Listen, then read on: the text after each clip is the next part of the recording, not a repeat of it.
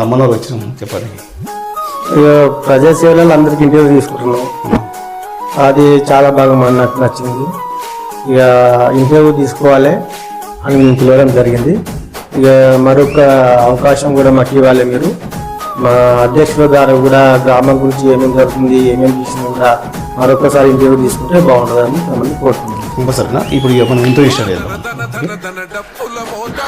అందరికి నమస్కారం, మీ నరసింహమూర్తి ఛానల్. ఈరోజు మనం పెద్దపేటలో ఇక్కడ జైపేట్ మార్కెట్ యార్డ్ డైరెక్టర్ ప్రతాప్ సింహం పేరు కూడా చాలా బాగుందన్న అన్నగారి దగ్గర మనం రావడం జరిగింది. అయితే మార్కెట్ యార్డ్ అభివృద్ధి కోసం ఎలా కృషి చేస్తారనేది ఒకసారి అన్నగారిని పరిచయం తీసుకుని అడుగుదాం. నమస్తే. నమస్తే అన్న అయితే ప్రతాప్ సింహం. ఇప్పుడు నిజాలు మనకు కావచ్చు అంటే ఇప్పుడు మన రైతులకు కీలకంగా మన తెలంగాణ రాష్ట్రమే రైతు రాష్ట్రం కాబట్టి తెలంగాణ రాష్ట్రంలో రైతులకు సేవ చేయాలనే ఒక లక్ష్యంతో మీరు ఒక డైరెక్టర్గా మీకు ఇక్కడ మినిస్టర్గా మీకు అవకాశం ఇచ్చేవారు. మీరు మాకు చెప్పడంతో మీరు రావడం కాబట్టి మీకు అవకాశం వచ్చినందుకు మీకు ఇట్లా ఏ విధంగా చేయాలనుకుంటున్నారు? అంటే ఇప్పుడు ప్రస్తుతం అయితే సిసిఎల్ అంటే రైతుల గురించి అంటే ఇప్పుడు ప్రతి మన మ్యాచర్ కొంచెం ఎక్కువ తక్కువ వస్తుంటుంది. దాని గురించి కూడా మాకు రైతుకు ఫోన్ చేయడం జరిగింది. మాకు ఎక్కువ వచ్చింది మ్యాచర్ వాళ్ళు తీసుకోమంటారు ఎట్లా ఏం కదా అని అడగడం జరుగుతుంది. వాళ్ళకు కూడా మేము అట్లా రైట్ అని చెప్పేసి వాళ్ళకు కూడా రైతులు నష్టపోతారని చెప్పేసి వాళ్ళకు కూడా ఒక పర్సంటేజ్ అది ఉంటుంది కదా దాని ప్రకారం దానికి వాళ్ళకు రైతులు నష్టపోకుండా ప్రతిని కూడా కొనుగోలు చేయమని చెప్పడం జరిగింది. ఎవరు కూడా నష్టపోతారని చెప్పేసి అది ఇప్పుడు కీలకంగా ఇప్పుడు ఈ పోస్టు మీకు అంటే డైరెక్టర్ పోస్ట్ రావాలని చాలా మంది నాకు తెలిసి చాలా మంది పోటీ పడడం తెలిసింది. అంటే ఉండరు మీకు తెలుసు పోటీలల్లో ఈ పోటీతత్వంలో మీకు వచ్చినందుకు మీకు ఎట్లా అనిపిస్తుంది? మరి డైరెక్టర్ పోస్టు రావడానికి డైరెక్టర్ పోస్ట్ రావాలంటే సార్ 10 సంవత్సరాలు ఓడిపోయినా కానీ పార్టీ కోసం ప్రజల కోసం ఏ కార్యక్రమమైనా ప్రజలకు ముందు నుంచి నడిపిస్తున్నాం. ఏ గొడవలు కానీ ఏది కానీ ముందు నుంచి నడిపిస్తున్నాం. వాళ్ళకి ఎనీ టైం ఏది కావాలని మన అందుబాటులో ఉన్నాం. ఆ కృషి వల్ల సారు ఎలక్షన్లో కూడా సార్ కూడా కష్టపడ్డాం. ఇదే ఇల్లు కూడా పార్టీ పరంగా అయిపోయినారు. వీళ్ళని పార్టీ పరంగా కూడా నేను ఆల్రెడీ వీళ్ళకి వెళ్ళాలి సార్ ఎలక్షన్ వస్తున్నాయి కాబట్టి కూడా దీన్ని కార్యాలయంగా ఇది చేసి వీళ్ళని ప్రోత్సహించడం. ఆ కష్టం చూసి సారు మా మండల్ అధ్యక్షుడు దుర్గారెడ్డి గారిని ఉపాధ్యక్షుడు అంజయ్ గారు వాళ్ళ కృషి వల్ల నాకు ఈ పదవి విధంగా అంటే అప్పుడు మేము ఎమ్మెల్యే ఎలక్షన్లప్పుడు సార్ అంటే ఇప్పుడు దామోదర్ రాజనరసింహారావు ఇప్పుడు వైద్యారోగ్య శాఖ మంత్రులు కాబట్టి మీ గ్రామం నుంచి ఎంత మెజారిటీ ఇచ్చారు అప్పుడు కాంగ్రెస్ పార్టీ? కాంగ్రెస్ పార్టీ మా గ్రామంలో అందరు పెద్దలు ఉన్నారు, చాలా మంది చిన్న నాయకులు ఉన్నారు. వాళ్ళందరూ ఒకటి మేము ఒకటి. వాళ్ళ ముందు గల కాంగ్రెస్ పార్టీ నుండి పక్కన జరిపారు కాబట్టి అప్పుడు మేము వెళ్ళాం కాబట్టి వాళ్ళకి గట్టిగా చేసాము వచ్చేసినాం. 601 ఓటు మాకు వచ్చేసింది, 602 ఓట్లు 3 ఓట్లు వాళ్ళకి వచ్చేసి చేసామని మంచి. అంటే ఇప్పుడు అంటే భవిష్యత్తులో ఇంకా సర్పంచ్ ఎలక్షన్లు కావచ్చు, జనరల్ ఎలక్షన్లు ఇలాంటి ఎలక్షన్లు ఉన్నాయి కదా, అసలుటప్పుడు మీరు కూడా మీకున్న పదవితో ప్రజలకు కీలకంగా రైతులు మెయిన్ చూసుకుంటే ఏ గ్రామం చూసినా తెలంగాణ రాష్ట్రం అంటే రైతు రాష్ట్రం. ఒక డైరెక్టర్గా మీకు అన్న పోస్ట్ ఉంది కాబట్టి ఆ అవగాహనతో మీరు ఎంత మెజార్టీ దిగలుగుతారు? అంటే గత వచ్చే ఎలక్షన్లో మెజార్టీ అంటే ప్రస్తుతానికి అయితే కాంగ్రెస్ కున్న ఓట్లు అయితే ఉన్నది, అవైతే ఓట్లు ఎక్కడ ఇవ్వలేవు. ఇప్పుడు పార్టీ నుంచి ఒక మంచి క్యాండిడేట్ మా గ్రామ అధ్యక్షులు వాళ్ళ యాదయ్య ఎన్నిక చేయడం జరిగింది పార్టీ తరఫున. ఆయనకే పార్టీ తరఫున నిలబెట్టడం. ప్రజల్లో కూడా ఆయనకు మంచి పేరు ఉంది, త్వరగా జ్ఞానం లేదు. ఇంకోటి మేము చేసిన పనులు పబ్లిక్ చాలా మందికి చేసినాం. వీళ్ళు చేసిన పార్కులు కానీ కోర్టు కేసులు కానీ ఏది ఉన్నా వాళ్ళకి అందుబాటులో ఏ పని చేస్తున్నాం వాళ్ళ ముందుండి నడుస్తుంటాం. ఆ ప్రేమ రాగాలి మా పైన ఉంది కాబట్టి మాకు ఎక్కువ వచ్చే అవకాశం ప్రభుత్వం. అంటే మీరు ప్రజల్లో ఉంటారు, ఎప్పటికీ ప్రజల్లో ఉంటాం. ప్రజల్లో ఇప్పుడు రాష్ట్ర వైద్య ఆరోగ్య శాఖ మంత్రి అందరూ కాన్సెన్స్ ఎమ్మెల్యే మరియు ఇప్పుడు మినిస్టర్గా కొనసాగుతుంది కాబట్టి రాష్ట్రంలో కీలకమైన మినిస్టర్గా కొనసాగుతున్నారు. మీ గ్రామానికి ఆయన గెలిచినప్పటి నుంచి ఏమేమి అభివృద్ధి కార్యక్రమాలు అయ్యాయి? ప్రస్తుతానికి అయితే సీసీ రోడ్లు గెలవగానే సీసీ రోడ్లు వేసినాం. ఇంచుమించు బాగానే వేసినాం. మీరు అంటారు ఎంత నాకు అంత పిల్లలు మా అధ్యక్షులు సీసీ రోడ్లు వేయడం జరిగింది. అంటే ఇంకా అభివృద్ధి కోసం మీరు ఏమి అడిగారు, ఇంకా చేయవలసిన ఏముంది? అభివృద్ధి కోసం అంటే ఊళ్ళో ఇప్పుడు ఇంకా కొంతమందికి జాబ్స్, పిల్లలకి చదువుకున్న వాళ్ళకి అవకాశం చెప్పడం కానీ సార్. అదే మా గ్రామంలో ములుపు గురైనాయి, వాళ్ళకు కూడా ప్లాట్ల గురించి కూడా అడగడం జరిగింది సార్. కూడా అవి కూడా తొందరగానే చేస్తాను. వాళ్ళకు కూడా జాబ్ అనేది ఉంది, 2 ఎకరాల చిల్లర ఉంది, అక్కడ కూడా ఇవ్వడం జరిగింది. ఇంకా కాల్ ప్లేస్ ఇవ్వడం వల్ల కూడా కాల్ ప్లేస్ ఇంకా వేరే జాబ్ ఉంది, దాన్ని కూడా సార్ కూడా చెప్పడం జరిగింది. వేరే వాళ్ళు అది ఖర్చులో ఉన్నారు, అది కూడా సరుకులుగా ఇస్తామని కూడా సార్ చెప్పడం జరిగింది. సార్ స్పందించలేదు అది విషయంలో? స్పందించడం జరిగింది. మరి ఏం చేస్తారు సార్, ఏం చేస్తారు అంటే ఇప్పుడు మునుపు గురైన వాళ్ళైతే లబ్ధిదారులు ఉన్నారో వాళ్ళకు సార్ ఎలాంటి న్యాయం చేస్తామని చెప్పి ప్లాట్లు ఇవ్వడం, వాళ్ళకు ఇండ్లు లేని వాళ్ళు కూడా ఉన్నారు, వాళ్ళకు కూడా వెళ్ళిద్దామని. అంటే ఇప్పుడు ఇందిరమ్మ హౌసింగ్ వచ్చినాయి కదా, ఇప్పుడు ఇందిరమ్మ హౌసింగ్ ఇంకా రాలే వస్తాయి, రోజు నడుస్తున్నాయి కదా, ఆ ప్రపోజల్ అయిపోయింది కదా, ఇప్పుడు సర్వే నడుస్తుంది కదా, మరి మీ గ్రామంలో సర్వే అయితే నడుస్తుందంటారు? సర్వే అవుతుంది, ఇంకా కొంత ఉంది. అది అయిపోయిన తర్వాత మనకు లిస్ట్ వచ్చేస్తుంది. ఆ లిస్ట్ లోపల ఎలిజిబుల్ ఎవరైతే ఉన్నారో వారికి ఇల్లు లేనైతే పూర్తి ఉన్నారో ఫస్ట్ వాళ్ళకి వెళ్ళడం జరుగుతుంది. అట్లా మీ అంతా ఎంతమంది ఉంటుంది ఈ గ్రామంలో? మ్యాక్సిమం 50 మంది దాకా ఉంటారు. అంటే పూర్తి ఇల్లు లేని వాళ్ళు, ఇల్లు లేని వాళ్ళు ఉంటారు. అంటే పూర్తి ఇల్లు లేని వాళ్ళు ముందుకు చాలా మంది అక్కడనే అదే పాతిలో ఉంటున్నారు అక్కడనే. వాళ్ళకి మెయిన్ ఇంపార్టెంట్. అంటే ఇల్లు డ్యామేజ్ అయినాయి, ఇల్లు డ్యామేజ్ కాదు, ముందుకు గురైనాయి, వాళ్ళకు జాగాలు ఇవ్వలేరు, వాటిలో స్థలం ఉంది కానీ వాళ్ళకి పట్ట సర్టిఫికేట్ ఇప్పించాలి.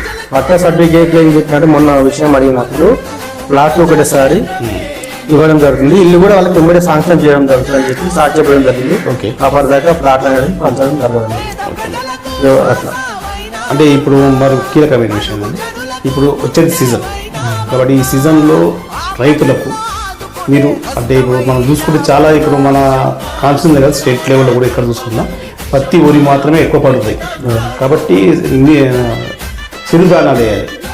అంటే ప్రజల్లో ఇప్పుడు అధిక రేట్లు మీరు చూస్తారు, మార్కెట్ కూడా చూస్తారు, చాలా రేట్లు పెరిగిపోయింది.